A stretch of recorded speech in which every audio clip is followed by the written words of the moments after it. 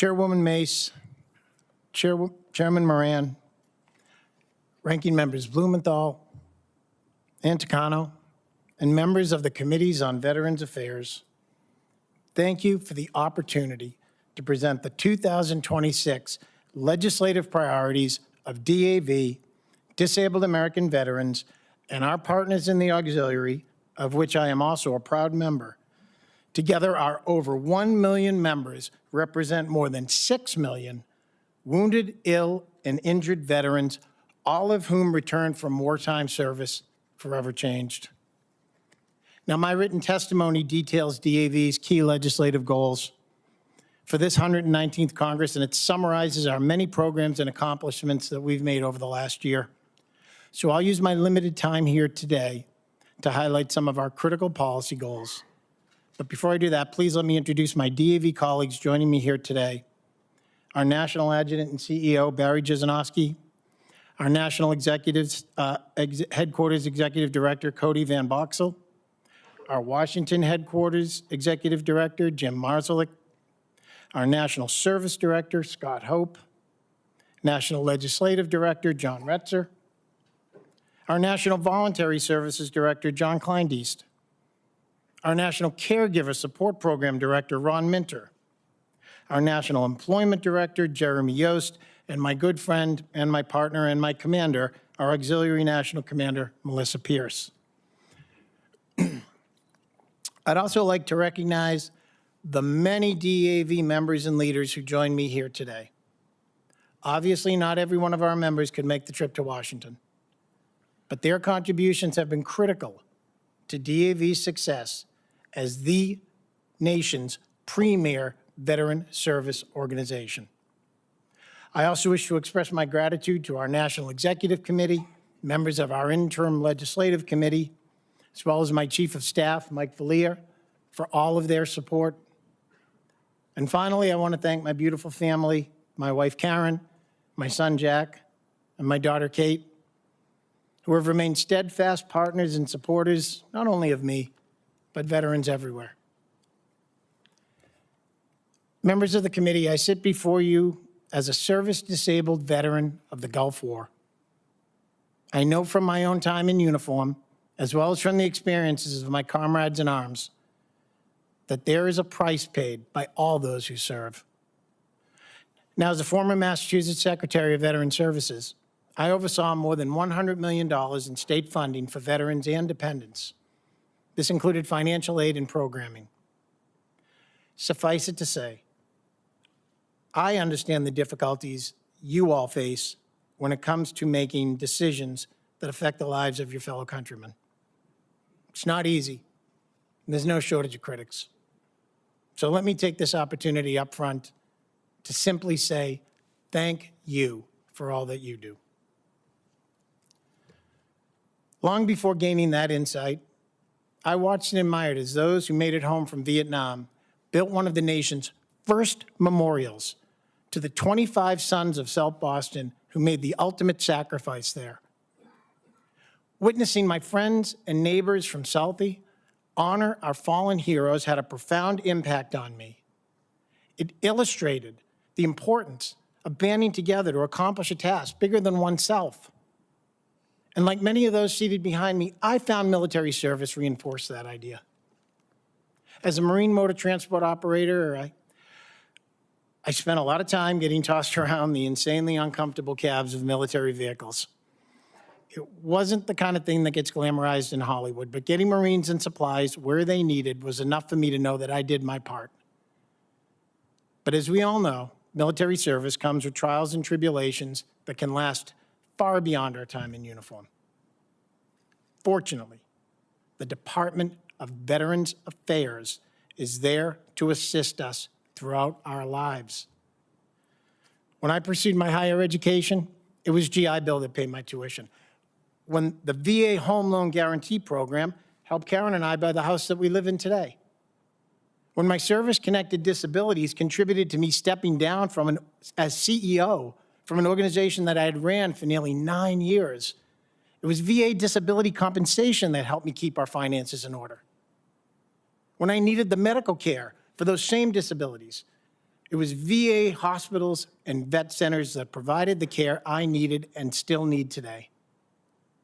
And when I am called to stand my final post, the VA's National Cemetery Administration relieves the burden from my family and ensure that I am laid to rest with honor and dignity. None of this is unique to me. Countless veterans can share that same story. Yet with everything happening in our country today, I can't help but wonder if VA will be there for future generations as it was for me and for all of our nation's veterans.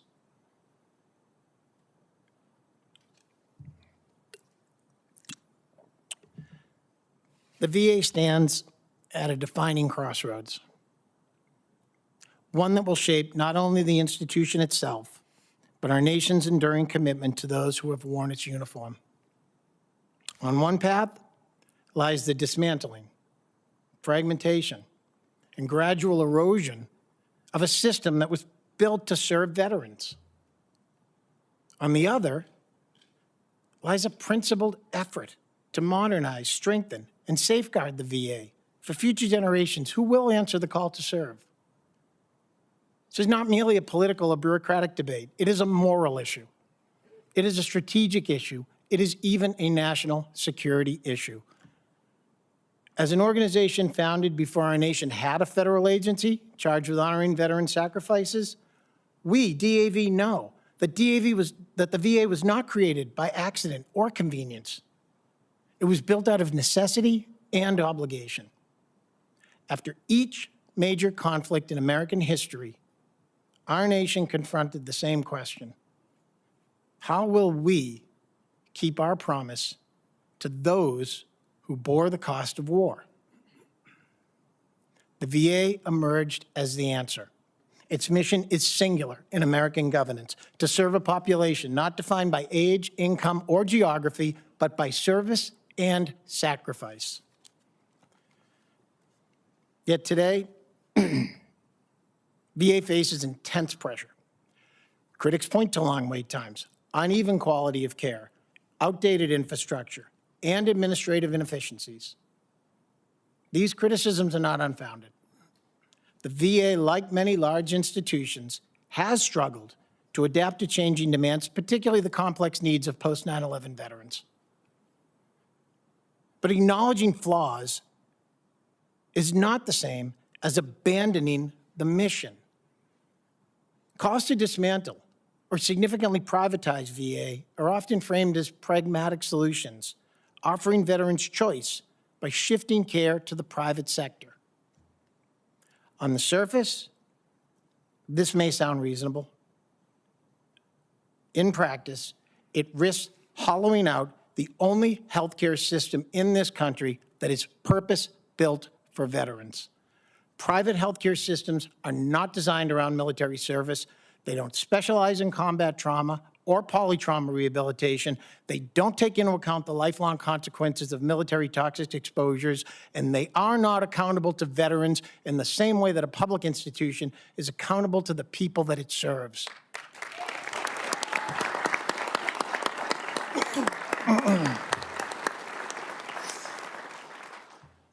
Dismantling, once begun, is rarely reversible. As resources, talent, and expertise are siphoned away, the VA's ability to function deteriorates. This creates a self-fulfilling prophecy in which weakened performance is used to justify further destruction of the department. Veterans are left navigating a fragmented landscape of providers, insurers, and bureaucracies, often at the moments when they are least equipped to do so. Preservation, on the other hand, does not mean defending the status quo. Preserving the VA means reforming it with seriousness and resolve. It means modernizing facilities, investing in digital health infrastructure, streamlining our claims processing, and holding leadership accountable for performance. It means expanding our mental health capacity, strengthening rural access, and ensuring that care keeps pace with evolving medical science.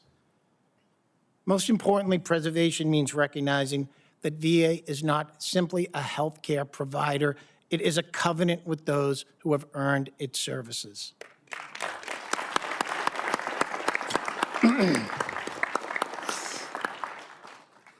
If our nation is serious about honoring the promise made to those who served, then our priorities must be clear.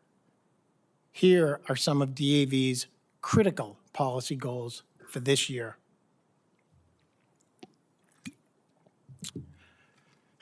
First, we must make the claims and appeals process work for veterans, not against them. Timely, accurate decisions are not a courtesy. They are a moral obligation.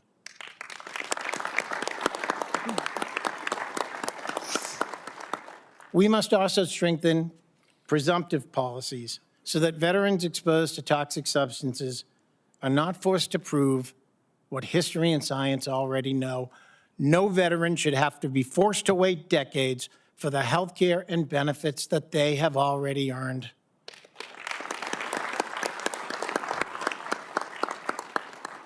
Equally urgent is closing the gaps in mental health care and suicide prevention. Every veteran in crisis deserves immediate, comprehensive support because no one who served this nation should ever feel forgotten or alone.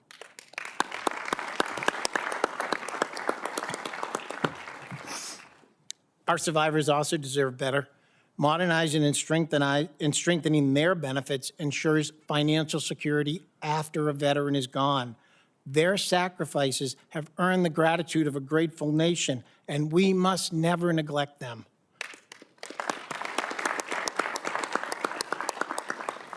As veterans age, long-term care must keep pace with their needs. That means expanding assisted living options and strengthening support for caregivers, many of whom bear enormous responsibilities with limited resources. These unsung heroes deserve not just our thanks, but meaningful support that makes a difference in their lives.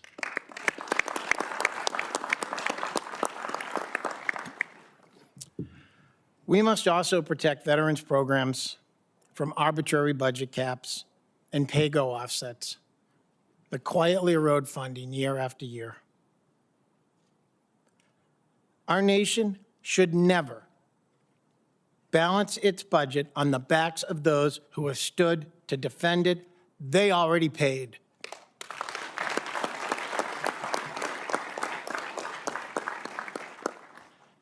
And finally, just last week, a new regulation was published by the VA. It would have reduced compensation for some disabled veterans simply because they take medication for their service-connected disabilities. We're pleased Secretary Collins listened to veterans and announced that the VA would not be implementing the rule. No veteran should be penalized for taking the medication they need to survive.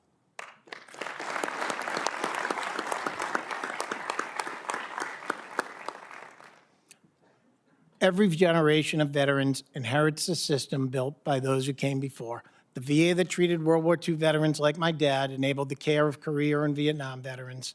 The reforms driven by Gulf War veterans like myself laid the groundwork for post-9/11 care. What we decide now will determine whether future veterans inherit a robust, integrated institution or a patchwork of programs that treats their needs as transactional rather than holistic. The choice before us is not between reform or stagnation. It is between responsibility or retreat.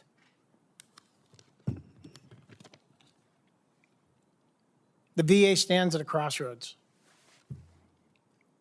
History will judge which path we choose. What lies beyond is not merely an institutional outcome, but a statement of our national character. Let us choose preservation. Let us choose reform. And above all, let us choose to keep the promise to those who have always kept faith with us. Ladies and gentlemen, that concludes my testimony. May God continue to bless DAV, the men and women who serve our great nation, and the United States of America. Thank you very much. We expect so few to be here, but we are pleased to